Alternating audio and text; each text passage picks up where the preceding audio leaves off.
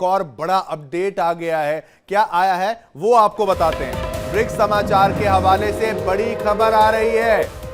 ये बड़ी खबर आपके टेलीविजन स्क्रीन पर कुछ ही सेकंड्स में। ये लीजिए, रूस के पूर्व राष्ट्रपति दिमित्री मेदवेदेव का बयान सामने आया है। मेदवेदेव का बयान क्या है वो जान लीजिए। ईरान को परमाणु हथियार देने को तैयार कई देश ईरान को परमाणु हथियार देने को तैयार हैं। ब्रिक्स समाचार के हवाले से खबर, रूस के पूर्व राष्ट्रपति ये दिमित्री मेदवेदेव का ये बयान, बड़ा बयान, जहां ईरान को परमाणु हथियार देने को तैयार कई देश, इसको और एस्केलेट किया जा रहा है। अब इसको क्या कहा जाए, इसको मूर्खता कहा जाए या ना कहा जाए, ये आपके हवाले आप पर छोड़ता हूं। लेकिन क्या इसको एस्केलेट करना चाह रहे हैं दूसरे देश, इसको न्यूक्लियर बनाना चाहते हैं, परमाणु हथियार देने का प्रयास करेंगे क्या? अगर ऐसा करते हैं तो ईरान के लिए भी घातक होगा, इजराइल के लिए भी घातक होगा, अमेरिका की भी चिंताएं यहां पर बढ़ेगी। क्या ये वर्ल्ड वॉर की ओर आगे बढ़ रहा है? लोग वर्ल्ड वॉर कहते बहुत बार हैं, लेकिन अगर परमाणु हथियार देने की बात ऐसे सामने आ रही है इतने खुले तौर पर, तो ये समझने वाला प्रश्न है,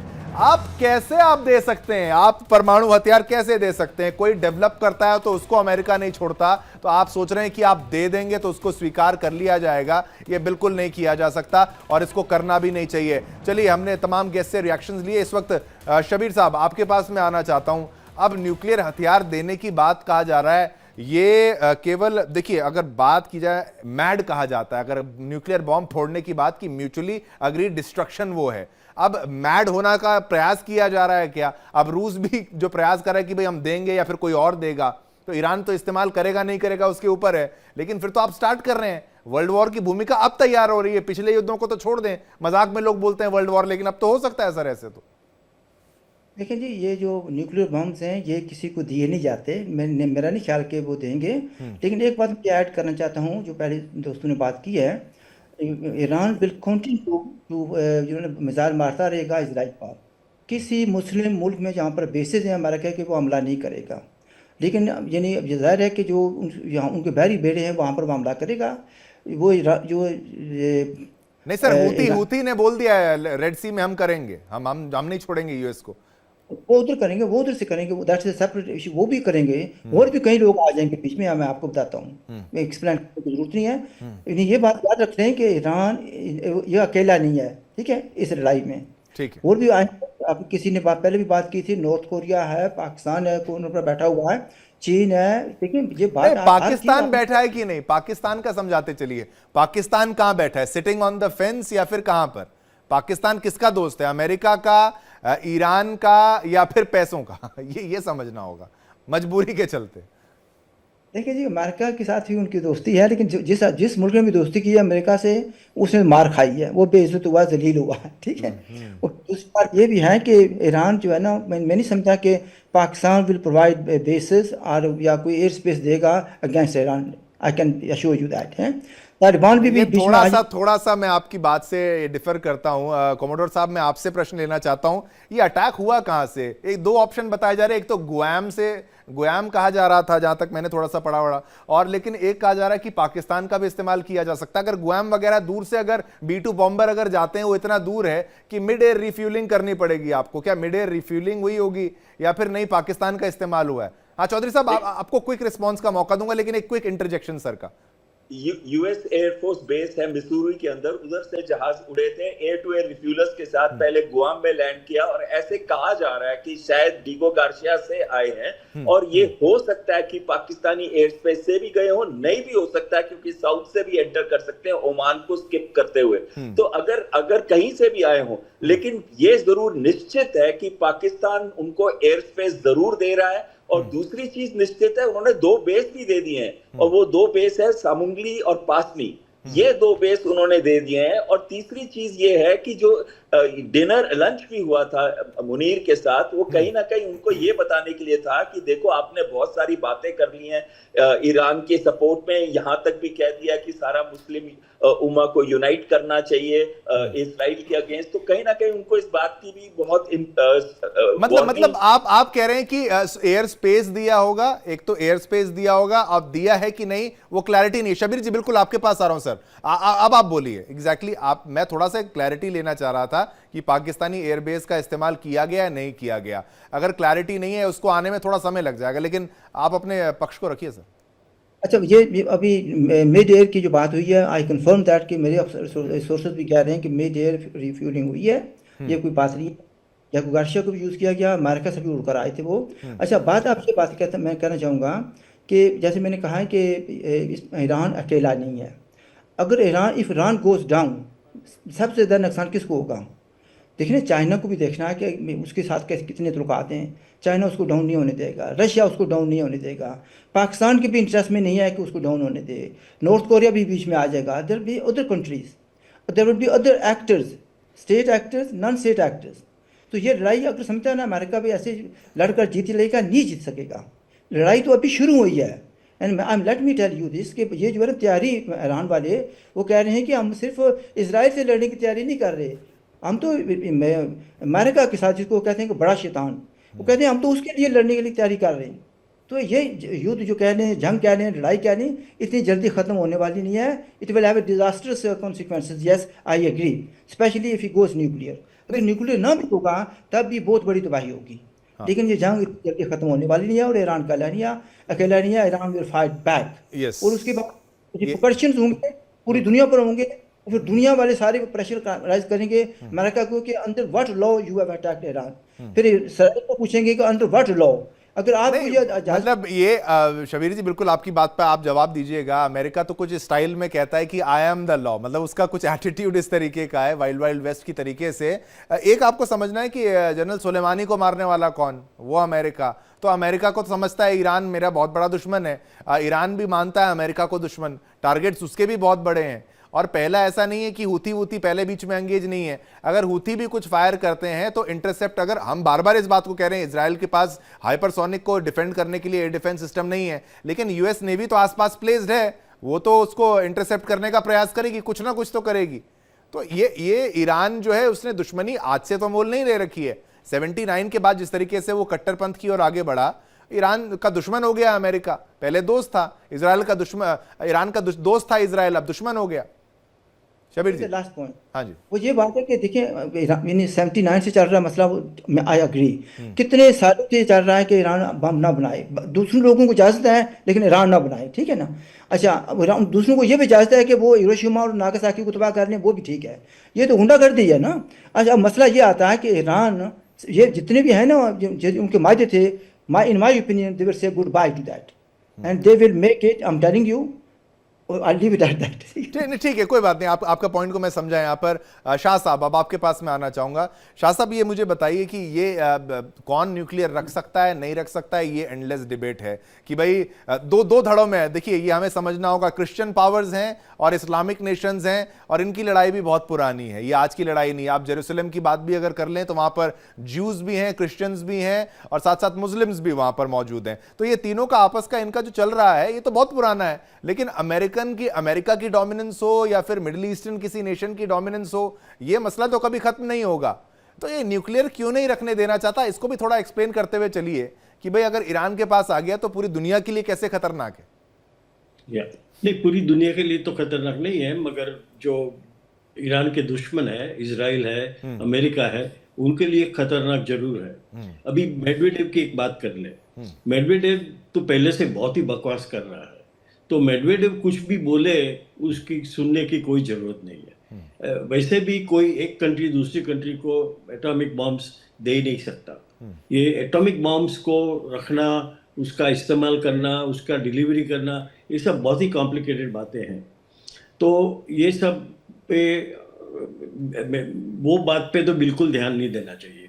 मगर बात ये है कि इजराइल के लिए ईरान के पास बॉम्ब होना ये बड़ी खतरनाक बात है। बिल्कुल, क्योंकि इजराइल पे तो अटैक शाह साहब वो चला देते क्या? अगर वो बना लेंगे तो चला देंगे क्या शाह साहब? नहीं, चला देंगे ऐसा मैं नहीं कह रहा हूँ, मगर खतरा तो है ना कि अगर इजराइल ने ईरान पे अटैक किया, किसी के और पे अटैक किया, ईरान तो कह रहा है कि हम इजराइल को डिस्ट्रॉय कर देंगे, कहता तो है ना। और फिर अमेरिका भी बोल रहा है कि अमेरिका भी को हम डिस्ट्रॉय कर देंगे। तो किस जोर पे बोल रहा है? एक ही जोर है ना कि हमारे पास परमाणु अस्त्र आ जाएंगे और हम बदनाम डिस्ट्रॉय कर देंगे। तो ये खतरा आता है। बिल्कुल। और ये खतरा, देखो, अमेरिका के पास बहुत पावर है। अगर उसको कहीं भी खतरा दिखे तो वो इस पे अटैक कर देगा, उसको क्या है, खत्म कर देगा। तो बिल्कुल। ईरान ने बोला तो ईरान को मार पड़ गया। अभी तो बात यह है कि ईरान में जो शासन है वो टिकेगा ही।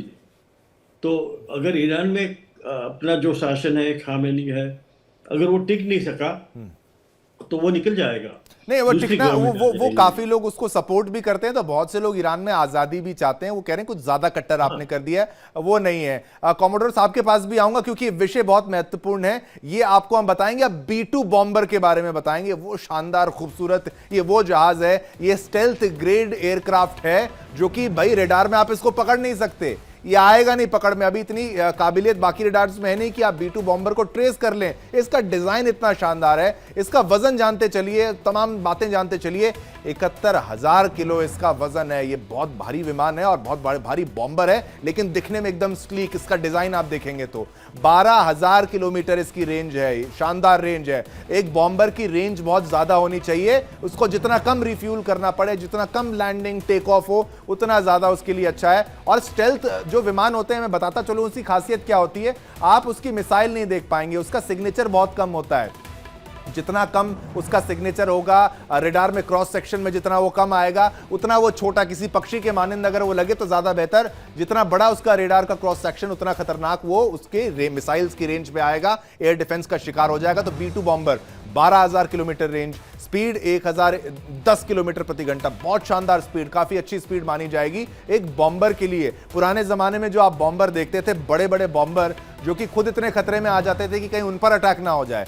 अब आप जानिए टेक ऑफ जो है उसका वेट कितना लेके जा सकता है। तो 1.71 लाख किलो, यानी 1.71 लाख किलो इसका टेक ऑफ की, और क्षमता इसकी जो पेलोड ले जाने की है, ये 40,000 पाउंड पेलोड लेकर जा सकता है। 40,000 पाउंड ये लेके जा सकता है। 13,000 किलो का वो बॉम्ब लेके गया था, 13,000 किलो का वो GBU 57 जो बॉम्ब है, जो बंकर बस्टर बॉम्ब जिसको कहा जाता है, उसमें उतनी क्षमता है। मैं और भी इसकी जानकारी बताता चलूं जो आपको जाननी चाहिए। 16, 17, 18,000 करोड़ कहा जाता है इसकी कीमत है, जो भारतीय रुपए के हिसाब से इतना महंगा ये जो अगर बात की जाए, ये स्टेल्थ ग्रेड का जो बॉम्बर है, B2 बॉम्बर, शानदार बॉम्बर। और ये ही जो है काबिल है इसके कि वो GBU 57 जो बॉम्ब है, बंकर बस्टर जो बॉम्ब है, जो पेनिट्रेट कर सकता है, MOP जो ऑर्डिनेंस पेनिट्रेटर बॉम्ब जिसको कहा जाता है, वो खतरनाक लेवल के ये बॉम्ब्स लॉन्च करता है। इसने 2 खतरनाक बॉम्ब जो हैं वो मारे थे और उसने तबाही मचाई थी। फिर उसके बाद टॉमाहॉक मिसाइल्स का वो कॉम्बिनेशन,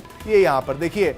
आप जानिए B2 बॉम्बर की ताकत, 2 अफ्रीकी हाथियों के वजन के बराबर, लगभग 20.5 फीट लंबा ये जहाज, ये शानदार जहाज किसी खूबसूरत पक्षी के रूप में आपको नजर आएगा। और ये इसकी रेंज 19 से 20,000 किलोमीटर तक है। 200 फीट कंक्रीट को भेदने में सक्षम इसमें जो बॉम्ब लोड किए जाते हैं, जो पेलोड कहा जाता है, पेलोड वो सामान होता है जिसको आप गिराते हैं और गहराई में जाकर विस्फोट करता है और 50,000 फीट की ऊंचाई से हमला करता है। कॉमोडोर साहब मेरे साथ इस वक्त हैं। कॉमोडोर साहब, ये वो शानदार पक्षी है, ये वो शानदार हथियार है जो हर एयरफोर्स का व्यक्ति उड़ाना चाहता होगा, हर डिफेंस का, चाहे आप या इंडियन पायलट हो या वेस्टर्न पायलट हो, किसकी भी बात कहें।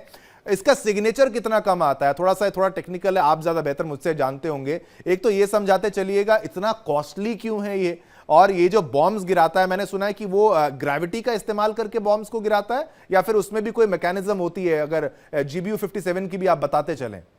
बिल्कुल, देखिए B2 stealth bomber 5th generation bomber है। 5th जनरेशन का मतलब होता है जिसमें स्टेल्थ कैरेक्टरिस्टिक्स होती हैं, यानी कि रेडार पे जो उसका परछाई होती है, सिग्नेचर होता है, वो बहुत कम होता है, और हीट सिग्नेचर भी बहुत कम होता है उसके इंजन्स का, ताकि वो हीट सीकिंग मिसाइल से भी अफेक्टेड ना हो। और रेडार इसको बहुत कम दूरी से ही पकड़ पाते हैं, यानी कि बहुत क्लोज जब आ जाता है तभी पकड़ पाते हैं। ये 18 टन यानी कि 18,000 केजीज पेलोड लेके जा सकता है। पेलोड का मतलब होता है उतनी वेपन सिस्टम, जिसको आप 40,000 पाउंड कह रहे थे ना, उसका 18,000 केजी हो जाता है उसको कन्वर्ट करें तो।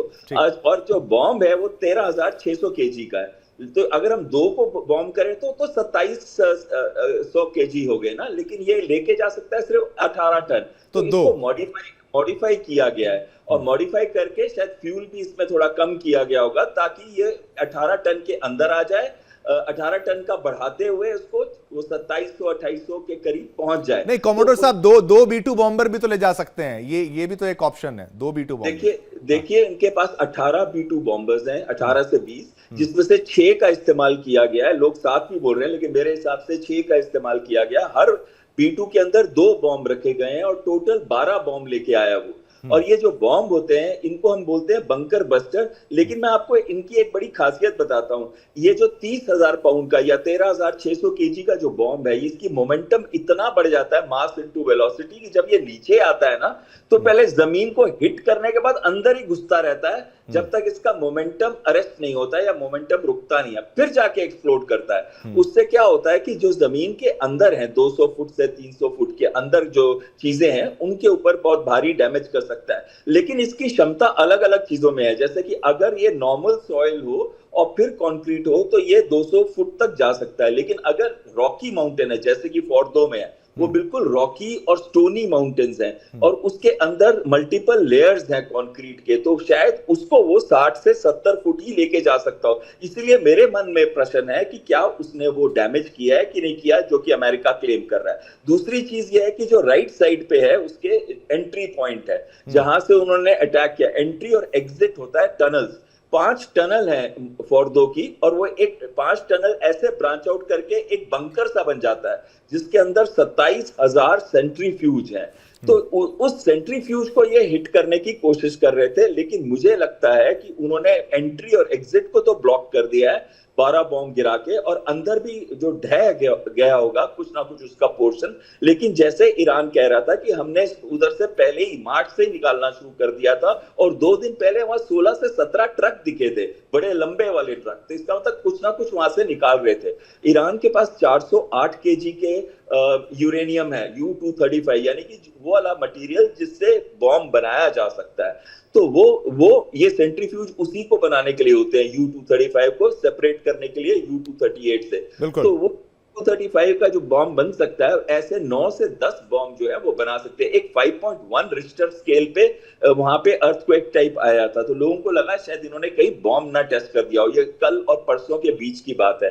और ये सारी चीजें ये दर्शाती है कि अब जो लड़ाई चल रही है वो डिपेंड करता है कि इजराइल के पास कितने मिसाइल इंटरसेप्टर रह गए हैं एयर डिफेंस सिस्टम में, और ईरान के पास कितने मिसाइल्स और ड्रोन रह गए हैं। ये सस्टेनेंस कैपेबिलिटी बोलते हैं इनको। जो भी सस्टेन कर पाएगा वॉर उतना लंबा खींचेगा। अमेरिका में कहीं ना कहीं ये डर भी था कि मिसाइल इंटरसेप्टर अब शायद इजराइल के कम होते जा रहे हैं, इस वजह से भी उन्होंने ये 2 दिन के अंदर ही हमला कर दिया और 14 दिन की वेट नहीं की। तो ये भी एक रीजन था। इजराइल पे जो डैमेज हो रहा है वो भी दूसरा रीजन था, और तीसरा था कि जिस हिसाब से ट्रक ले जा रहे थे सामान, उनको लगने लगा कहीं ऐसा ना हो सारा क्रिटिकल इक्विपमेंट यहां से ले जाए, सारा जो क्रिटिकल चीजें हैं या यूरेनियम है वो यहां से निकाल के ले जाए। तो उन्होंने उसी समय ये 2 दिन के अंदर हमला कर दिया। इसका मतलब ये भी समझने वाली बात होगी बेल साहब कि आप कह रहे हैं कि जो सामान वहां से ले जाया गया, क्या पता पूरा सामान ना ले जाके वो उसमें काबिल जो हुए हों कि भाई सक्सेसफुल ना हुए हों, इसलिए जो बचा है उसको नष्ट कर दिया जाए, और जो बाकी मूवमेंट है और उसको भी ट्रेस करना बहुत महत्वपूर्ण होगा कि उसका इस्तेमाल कैसे इस्तेमाल किया जा सकता है। शबीर साहब, आपके पास मैं आना चाहूंगा। आप मुझे बताइए कि आपको भी यही लगता है कि एग्जैक्ट रीजन यही है कि भाई हथियार खत्म हो रहे होंगे इजराइल के, तब वो जाके यहाँ पर इंटरफेयर उन्होंने किया, और अगर नहीं करते तो फिर तो बहुत खतरनाक हो जाता है इजराइल के लिए।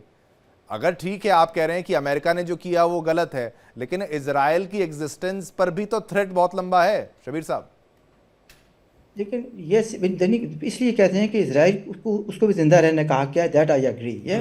लेकिन उसको ये हक नहीं है कि गुंडा बनकर रोज पड़ोस में सबको मारता रहे। यानी उसके पास उसको हर तरह के हथियार रखने और इस्तेमाल करने का हक है, लेकिन दूसरों को यह हक नहीं है। यहाँ तक इस लड़ाई का तरीका मैं एग्री करता हूँ कि उनको ये डर था कि जिस तरीके से मार पड़ रही है इसराइल को, तो ये ना हो कि इसराइल बिल्कुल ही पब्लिक ओपिनियन जो है उसके खिलाफ जा रही थी, अभी भी जा रही है, और लोग जो है ना नेतन्याहू के खिलाफ मुजाहरे कर रहे हैं। और मैं इसलिए उसी की बुनियाद पर मैं कह रहा हूँ कि ईरान विल कंटिन्यू, वो अपने मिसाइल सिस्टम मारता रहेगा ताकि पब्लिक ओपिनियन उसके खिलाफ हो। पब्लिक ओपिनियन जो स्पेशली यूज लॉबी जो है अमेरिका में, वो भी इसके खिलाफ होगी, that will go in favour of Iran. लेकिन एक बात मैं साथ ऐड करना चाहूँगा कि जो कहते हैं कि हमने ये तबाह कर दिया वो तबाह कर दिया, ऐसा नहीं होता। ताबकारी नाम की भी एक चीज़ होती है। किसी जगह कोई डिटेक्ट हुई है कि किसी जगह पर ताबकारी आई है? नहीं आई, अभी तक कोई डिटेक्ट नहीं हुआ। तो इसका मतलब यह कहने का है कि वो पहले से वो उनको सेफ जगहों पर पहुंचा यानी दिया आप कह गया रहे रेडिएशन लीक की कोई खबर नहीं आ रही, इसका मतलब वो एग्जैक्टली था। हुआ नहीं। ठीक, अच्छा, फिर आगे है कि जो यानी देखिए पहाड़ी के नीचे है, बहुत बड़ी पहाड़ी है, ठीक है, पहाड़ी के नीचे है, उसके नीचे कितनी सुरंगें हैं, कौन सी चीज़ कहाँ पड़ी पड़ी हुई है, ये अमेरिका वालों को भी पता नहीं है, इसराइल वालों को भी पता नहीं है, ठीक है। तो मैं कहता हूँ बाई एंड लार्ज वो सेफ है। तो भाई की है उन्होंने, दैट विल बी, मैं समझता हूँ को ठीक कर लेंगे खुद ही वो, यानी मैं तो नहीं ठीक कर सकता लेकिन वो ठीक कर लेंगे। और फिर ये क्या मैं कहूँगा कि अब जो है ना, they have left no option for Iran और टू पुरसू, वो पुरसू करेंगे। नहीं, पर एंड वेरी परसू करके करेंगे क्या, मतलब वो उसको और एस्केलेट करके अपने सिविलियंस के लिए वो मुश्किलात जो हैं वो खड़ी ना कर दें। प्रकाश शाह जी, मैं आपके पास अब आना चाहता हूं। परसू करेंगे, शबीर साहब कह रहे हैं कि वो आगे उसको लेकर जाएंगे, लेकिन हमें जूस के लिए जो लड़ाई लड़ रहे हैं अमेरिका, उसके बारे में भी समझाते चलिए। कहा जाता है कि बहुत स्ट्रांग पोजीशंस जूस होल्ड करते हैं अमेरिका की दृष्टिकोण से, अगर देखा जाए फाइनेंशियल सेक्टर्स में, हर सेक्टर में, पॉलिटिकली हर जगह उनका से होता है, वो चलता है। और वो एक ये आप एक ऐसा रिलेशन है जूस और क्रिश्चियंस कह लीजिए, जूस और अमेरिकन का कह लीजिए, जिसको अलग नहीं कर सकते। आगे कुछ बड़ा होता है, माने इजराइल को बर्बाद होते अमेरिका कभी मरते दम तक नहीं देख सकता। थोड़ा सा ही समझाते हुए। हाँ, वो तो सच है कि जूस में जो अमेरिका के कई इलाके हैं उसमें काफ़ी जूस है, और पॉलिटिकली जूस का काफ़ी कंट्रोल है कुछ इलाकों में। तो कोई भी पार्टी के लिए, या डेमोक्रेट हो या रिपब्लिकन, जूस को अपने साथ रखने में फ़ायदा ही है, कोई नुकसान नहीं। पॉलिटिकली तो ये अच्छा है अमेरिका में कि जूस को समर्थन दे। तो पहले से ये तो चलता आता रहा है, मगर इसके आगे भी अमेरिका को जो इस्लामिक वर्ल्ड है उसमें काफ़ी दिखती है। ईरान अगेंस्ट है, सब आतंक हमला हो रहा है, टेररिज्म हो रहा है। तो ये सब के वजह से अमेरिका को इस्लामिक वर्ल्ड से इतनी बनती नहीं है, और जूस के साथ दोस्ती है। तो दोनों तरफ से दिखे तो अमेरिका के लिए इजराइल इज़ वेरी इंपॉर्टेंट, और इजराइल का ही वो साथ देते हैं। जब तक इजराइल की बात है तब तक वो किसी को नहीं सुनते, ये तो साफ साफ बात है। बिल्कुल। अभी इसके आगे बढ़ के न्यूक्लियर वॉर की बात है। न्यूक्लियर वॉर की जो थ्रेट्स आ रही है वो सिर्फ ईरान, नॉर्थ कोरिया, ज़्यादा से ज़्यादा पाकिस्तान, बिल्कुल। बाकी तो कोई नेशंस न्यूक्लियर वेपन्स यूज नहीं करने वाला नहीं है। चीन या रशिया और यूएसए, सब लोग न्यूक्लियर वेपन्स पे कंट्रोल अच्छा रखते हैं, बिल्कुल। और उसमें से कोई डर नहीं है। सबसे बड़ा डर है अगर ईरान के पास गया वेपन्स, नॉर्थ कोरिया के पास है, और पाकिस्तान थोड़ा सा प्रॉब्लम है, क्योंकि अगर पाकिस्तान के आतंकवादी लोग के हाथ में चले गए कुछ न्यूक्लियर वेपन्स, तो बड़ा खतरा दिख सकता है। लेकिन बिल्कुल आतंकवादियों को वो बहुत ज्यादा वहां खुश रखा जाता है, वो कहते हैं कि आपको जरूरत नहीं है, आप हमें बताइए तो हम उसके बारे में सोचेंगे। लेकिन बहुत क्या बताया जाए, बचकाने बयान आते हैं पाकिस्तान से न्यूक्लियर हथियारों को लेकर, और ये बचकाने बयान अगर बार बार आने लगे, और ईरान की तरफ से भी ऐसे स्टेटमेंट्स जब आते हैं कि भाई ज़ायनिस्ट शासन है, वो है, ये है, तबाह करना चाहिए, वो करना चाहिए, इसीलिए डर लगता है।